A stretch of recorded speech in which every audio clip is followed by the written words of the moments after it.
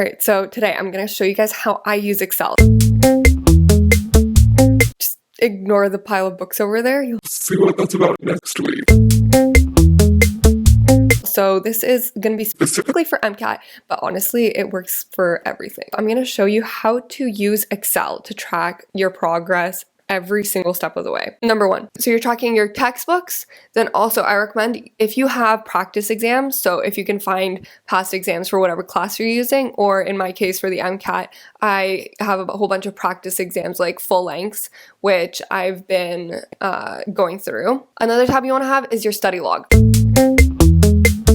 So how many tabs do I have on my Excel sheet? 13.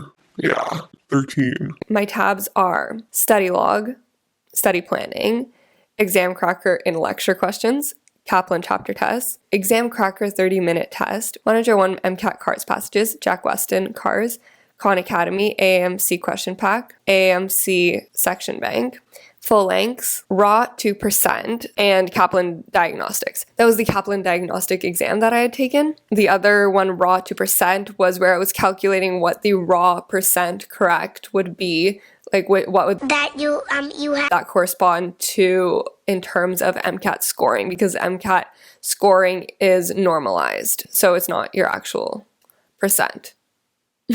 Editing Melissa here. I just wanted to let you guys know that I am completely aware that 13 tabs is a little bit ridiculous, and I do not think that you should have a million tabs for every single subject.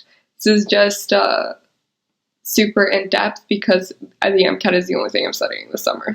So the exam cracker and Kaplan, those are the two sets of textbooks that I'm using right now. The exam crackers have questions that go throughout the chapter. So after every couple pages, you have a different question set. And then they also have the end of chapter, and then they also have at the end of the book a bunch of practice in-class exams, they're called. So I'm pretty sure they're to follow the prep course that Exam Crackers gives. So Exam Crackers has two different tabs. One of them is for those questions in the chapters, and then the other one is for the end of the textbook questions. And the reason that I did that is because the in-chapter questions, so those I don't time myself. I just kind of do it, and they're more discrete questions, so there's no passage associated with them. But the in-class exam, so the questions at the end of the textbook, those they say to try and do it in 30 minutes. So I set myself a timer, and they also have passages, so it kind of is more similar to the actual MCAT format. I have those two separate tabs so that I kind of distinguish between them. And then Kaplan has different things. So they have in-chapter questions as well, but honestly don't even track those because they're more open-ended questions. Track instead is the end of chapter tests.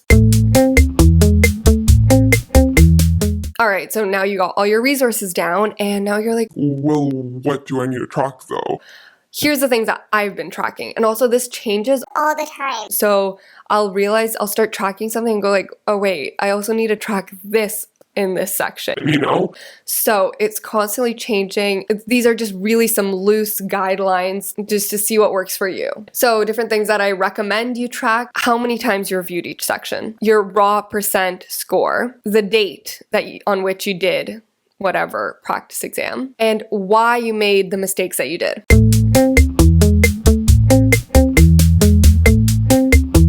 I think this is super important, but you want to develop a system where you kind of realize why you got the questions wrong that you got wrong. So the system that I'm currently using is I have 4 letters: F, X, Q, and M. So basically F is that I either forgot the material, so I'll read the answer and I'll be like, oh yeah, of course, that makes sense.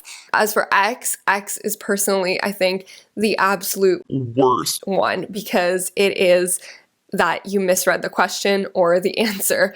You want to misread the question as little as possible, because that is honestly such an easy mistake, and I feel like it's such an easy thing to fix. Just need to be more concentrated. Q is I misunderstood the question. This honestly I think is a lot harder to fix, because if you misunderstood the question, then you really need to figure out why you misunderstood it, and doing that is, I find, to be super difficult. Number 4 is M, which is misunderstood material. Misunderstanding material honestly just means you got to go back and reread whatever section you misunderstood. So basically what I do in my planning tab is that for each textbook, I write out how many chapters there are, and I also write how many pages there are. And then I have a column for priority, so saying which chapters I really think that I need to focus on. For me, for MCAT, that would be high yield topics, high yield chapters, but for just regular like school stuff, it might be things that the prof said in class, like, oh, focus on this, guys. and then the final column that I had was just tracking which chapters I read so far. And now, last part, let's talk about your study log. So every single day, I try to count how many hours I actually sat and studied. Then I pop that into my study log, and I have all the dates written out between when I first started tracking all the way until the day before my test day. And what I do is I write that in, and at the bottom of the column, so I just did an average of the entire column, and then I could see on average how many hours I spend studying a day. Honestly, I find this so motivating because some days I'll be like, I studied like so much. and I'll look back and I'll be like, that was barely 3 hours spread out throughout the day. It was terrible. That was not enough. And then other days I'll be like, Oh my goodness, I'm not studying enough. I haven't done enough. and it turns out that I've sat there for 6 hours. So I highly recommend tracking hours because then you're more aware of what it is you're doing and if you're doing enough. The other things that I track in my study log is, 1, I track what subjects it is that I've gone through. Number 2, I'll go through what specific topics I went through. I'll just like few keywords. So for example, here, my first one, I had biochem and I covered the topics lipids and amino acids. Then I also have a repeating topics column, which honestly is just what subjects or what topics I see come up the most. So I guess you call it high yield questions that just seem to really reflect this, or what the chapter tests seem to really concentrate on. And then I have another column which is review again. Question mark? Most of the time, this is a yes. So for example, on May 28th, I did cars, psych, and bio. And in the review again column, I wrote hormones. So basically, out of everything I had reviewed that day, the thing that I really needed to focus on was hormones. And last column is concerns/comments. So different things that I realized worked with what I was doing or did not work. Another comment I had was, when I was first planning, I thought that I would be able to do just cars like once a week and be like, yeah, that's fine. But what I realized was that I needed to do cars every single day. Cars is like the critical analysis and reasoning skills. So basically, it's like you read a text and you have to think of the author's opinion and a whole bunch of other things. Anyways, so I thought I could just do that once a week and I'd be fine. Spoiler alert, the answer is No. when I started doing it every day, that's when I started seeing an improvement.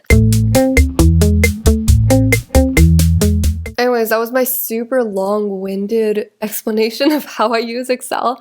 I really hope that this helped at least. Somebody? Honestly, Excel helps so much. I might even do a video later explaining how I track my grades with this during the semester and how I kind of distribute it, because Excel saves my life every single time. I am completely aware of where I stand in a class and how much I should be working. So that I don't end up working way too much for one class and way too little for another class. Anyways, I really hope that helped, and I'll see you guys later. Ciao.